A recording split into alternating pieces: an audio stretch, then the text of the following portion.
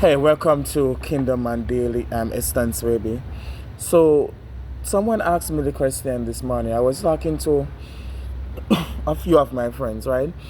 And one of them asked me the question, how how did I know that I love the Lord, right? And yeah, and we started to have a conversation around that, right? And I want to share that with you today, right? So when I became a Christian when I was very young, right? I grew up in the church. So I think I got baptized when I was about probably 11 or 12 years old, right?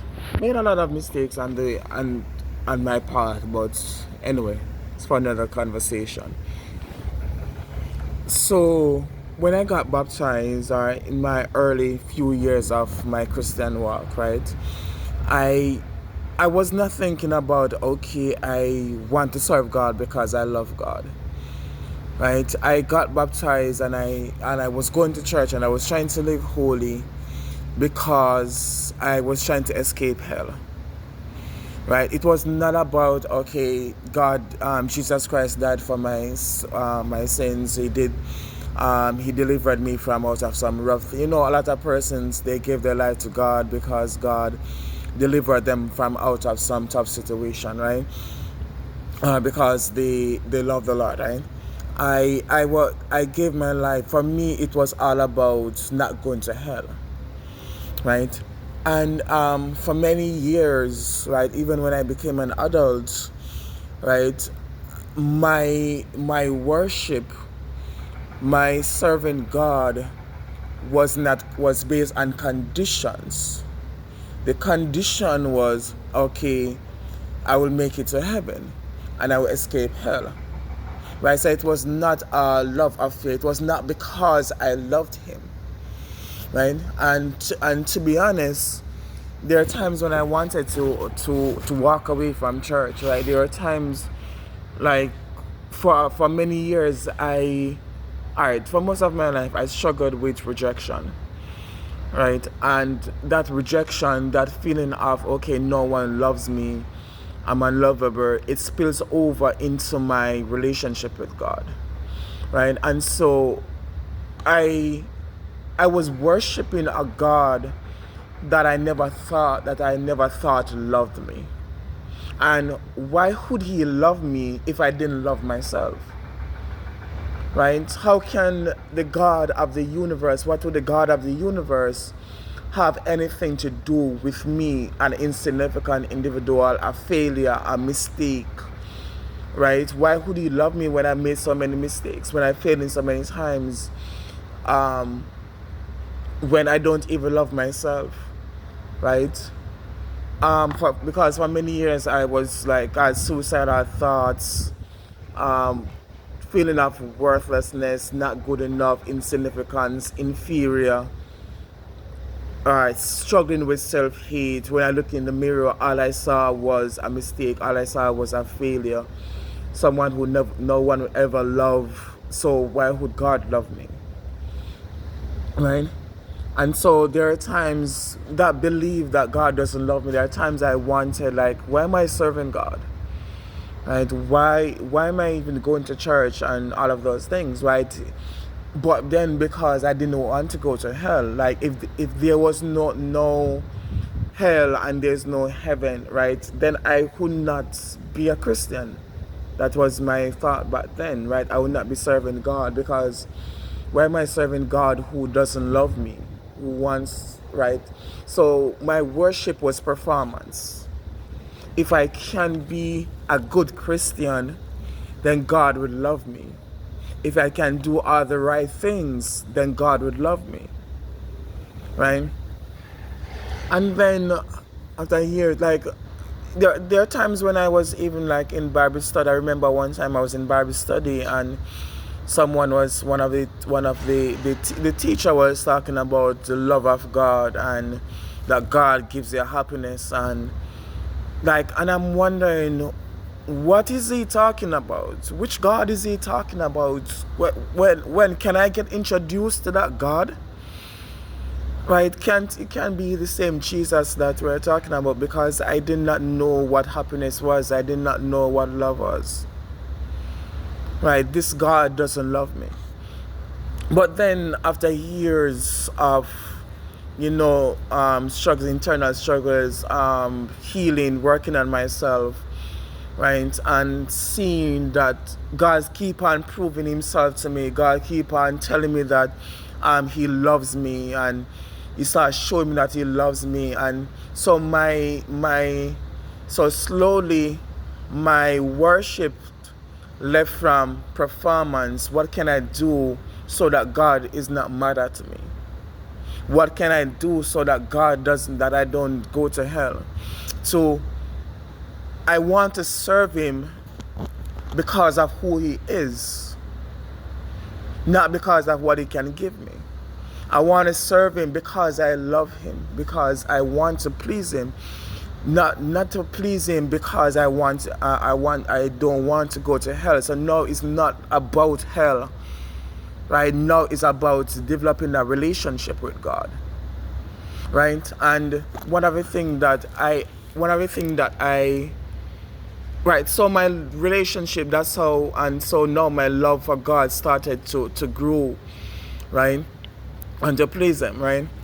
And just diverging a little bit, one of the things that I hate when someone comes to me and said things like, I hate it, like, okay, you need to work for God, and God wants to use you, and then that person is attaching, like, okay, blessings that God is going to bless you, and look at things that God does for you, and those things. Like, if you want me to work, do not tell me about blessings. That's one of, like, there are times, like, I'm at church, right, and like, my church that I attend is a prophetic church, right. We believe in the prophetic anointing and so forth, right.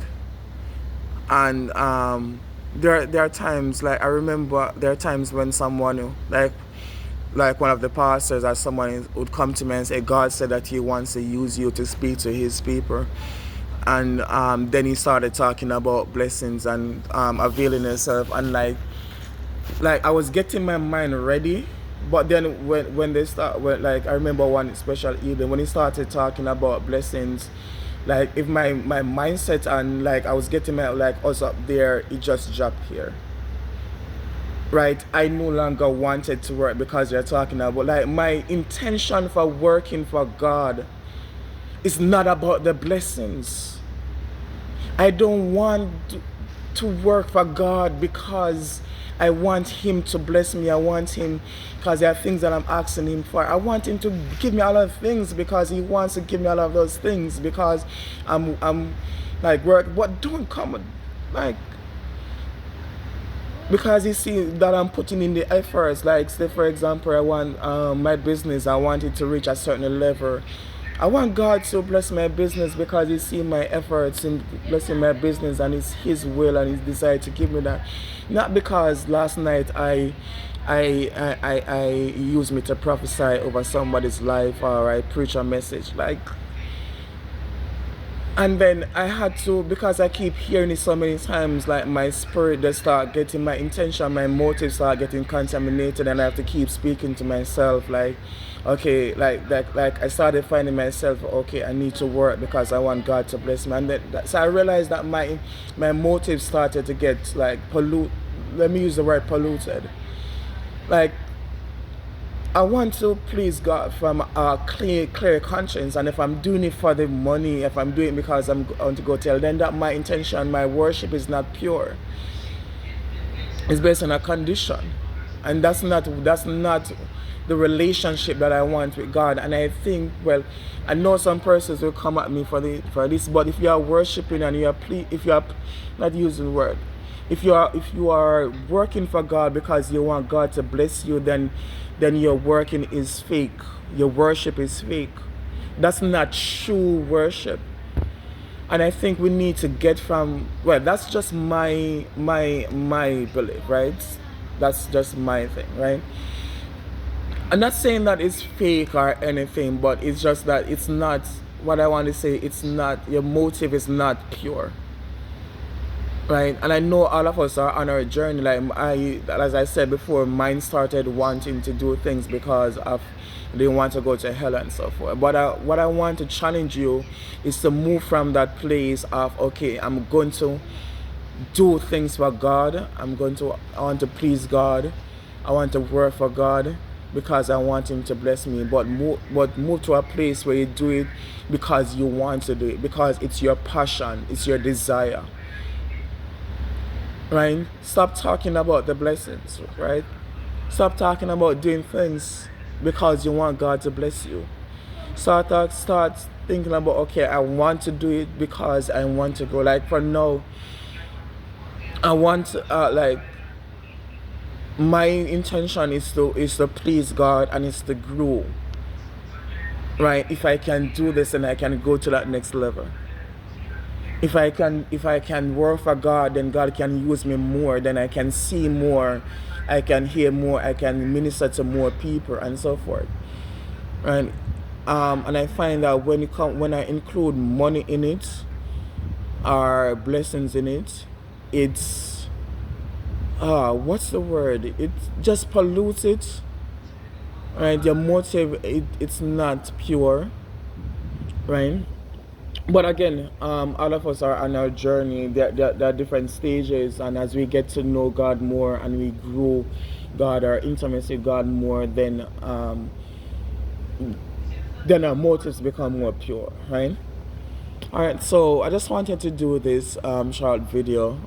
Well, it's over 11 minutes, and I was planning to do a 5 minutes video. But I find that sometimes when I start talking, like I just can't shut up. Right, but I'm hoping that you're getting value from this, right?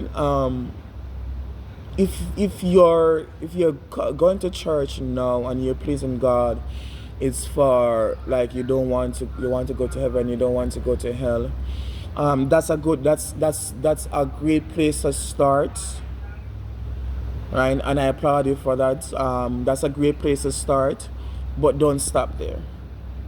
That's my encouragement to you. Do not stop there, but start developing a closer relationship with God, a more intimate relationship with God. It's like you are in an intimate relationship. Like even if you don't have sex with the person, like that love for that person doesn't change. Like you still, like even if you're a partner and you don't have sex for an entire month, right? It doesn't change the love that you have for this person. You still want to see the best for that person. You still love that person unconditionally. So what I'm trying to say, let us work towards, and I don't think I'm totally there, right? But what I'm working towards is that unconditional love. That is the best love. The unconditional love when it comes on to God, that even if God doesn't bless you, you will still serve Him. Even if God doesn't provide for you, you're going to still serve Him. And I find that when our love for God is conditional, when serving God is conditional, when things start happening in our life that are uncomfortable, that we find it hard to go. We don't want to go to church. We don't want to serve God. We backslide because our serving for God is conditional, and if it's not meeting that condition, then like when that thing that is our serving God is taken away, then what else do you have? But when your love for God is unconditional, when you're serving God, when you're doing the work that God has called you to do, what if it's preaching, it's prophesying, teaching, if it's not something in the church, but it's something external, like in the car, whatever it is, right? When your love for God is unconditional, then it doesn't matter what you are going through, you are still going to serve Him. Even when you are weary, even when you are feeling discouraged because of life challenges, right? Even when life is pressing you, you are going to still serve Him. For God I live and for God I die. And I know that sometimes it's going to be hard, right? Because your faith is going to be tested. My faith is going to be tested at times. right? But then we always go back to the source. No matter what you're going through, always go back to the source and always go back to your reason for serving God. Because your reason for serving God will pull you out of whatever situation that you are in. And when you're serving God because of who He is, then because there's no condition, and no matter what you're going through, right, you are going to go back to the source. Right? And sometimes you're going to feel like as if your hands are slipping, and you're going to get weak. Sometimes you're not going to go to church, you're not going to pray. And there's sometimes you're going to go to your bed and do not pray because you're just, right? But you're not going to stay there. So it's okay for us sometimes to get weary. It is okay. Do not shame yourself or feel bad about it. It's okay. But do not stay there. I know I started talking about something that's different, but anyway, as I said, sometimes I start speaking and I cannot stop. Anyway, I'm going to stop this video now. Hope I got value from this. Video. If you have any question, just post it in the comment section. I would love to hear from you, and I'll see you on the next one.